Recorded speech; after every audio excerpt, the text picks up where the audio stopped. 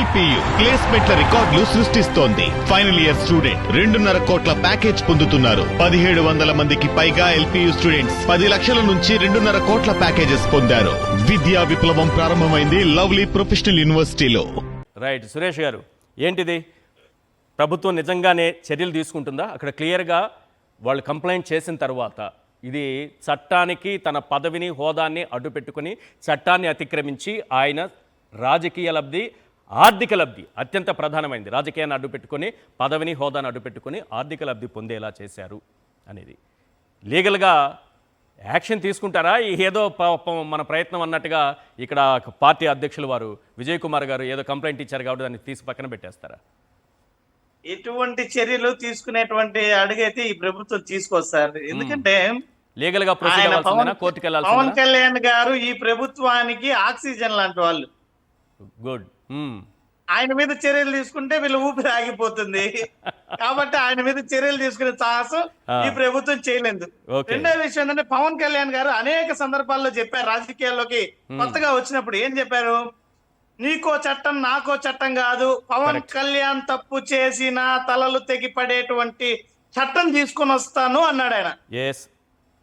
కానీ ఇప్పుడు మీరు చూస్తుంటే అధికారంలోకి వచ్చాక పవన్ కళ్యాణ్ గారిలో అసలైన నిజ స్వరూపం ఏ రకంగా ఉందో మీరు చూస్తున్నారా?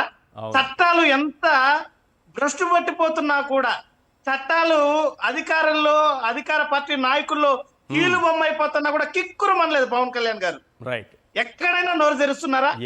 అంతకు ముందు గొంతు చించుకొని అరిచినటువంటి పవన్ కళ్యాణ్ గారు ఈ రోజు సమాజంలో రైతులు పడుతున్నటువంటి బాధ గాని, మహిళలు పడుతున్నటువంటి బాధ గాని, చిన్నారుల మీద జరుగుతున్నటువంటి అత్యాచారాలు, హత్యలు, దాడులు, దమనకాండలు జరుగుతున్నా కూడా నోరు మెదపడం లేదు పవన్ కళ్యాణ్ గారు. వాస్తవానికి నిజం ఏంటంటే పవన్ కళ్యాణ్ గారు పైకి కనిపించేది వేరు, లోపల ఉన్నటువంటి వ్యక్తి వేరు. ఆయన పక్క కమర్షియల్ మ్యాన్. పవన్ కళ్యాణ్ గారు చాలా కమర్షియల్ గా ఉంటారు. మీకు తెలుసో తెలీదో, ఆయన ఎప్పుడు కూడా మీరు కావాలంటే నేను చెప్పేది అవాస్తవం అయితే గడిచిన ఒక 10 ఏళ్ళ వెనక్కి వెళ్ళి 10 ఏళ్ల నుంచి ముందుకు రండి. పవన్ కళ్యాణ్ గారు చెప్పినటువంటి మాట పైన ఏ రోజున ఆయన నిలబడినటువంటి ఒక్క ఉదాహరణ ఉందా? ఒక్కటి చూడండి చాలు.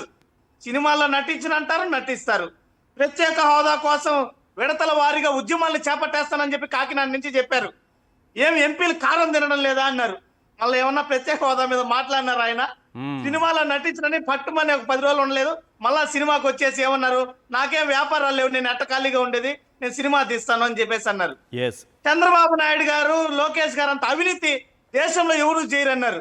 మళ్ళా పట్టుమన్న వాళ్ళతో పొత్తు పెట్టుకున్నారు. మళ్ళా బయట వచ్చినారు. మళ్ళా ఏమన్నారు?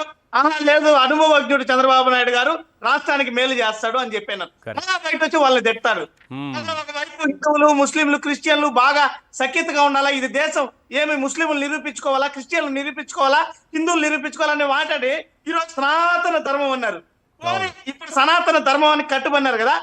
సనాతన ధర్మం ఎప్పుడో లడ్డు గురించి మాట్లాడి మెట్లు గడిగారు. ఆ రోజు నుంచి ఈ రోజు వరకు సనాతన ధర్మం పైన ఒక అవగాహన కార్యక్రమమో లేదా భక్తి కార్యక్రమమో ఆధ్యాత్మిక కార్యక్రమం ఏమైనా వారు స్వతహాగా చేశారా?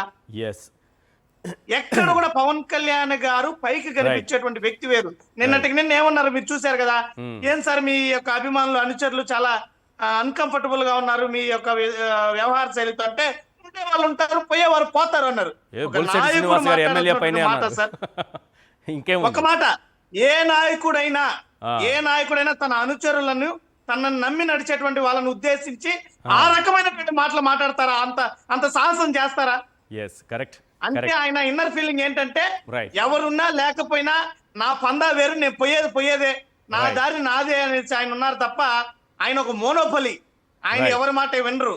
గతంలో పార్టీలో సార్ మీరు చూసారా, ఐఏఎస్లు, ఐపీఎస్లు, రిటైర్డ్ ఐఏఎస్ ఆఫీసర్ విజయబాబు గారు, జేడి లక్ష్మీనారాయణ గారు, మాజీ మంత్రి రావెల కిషోర్ గారు, అదే విధంగా ఎమ్మెల్యేలుగా పనిచేసిన వాళ్ళు ఎంతో మంది వచ్చారు.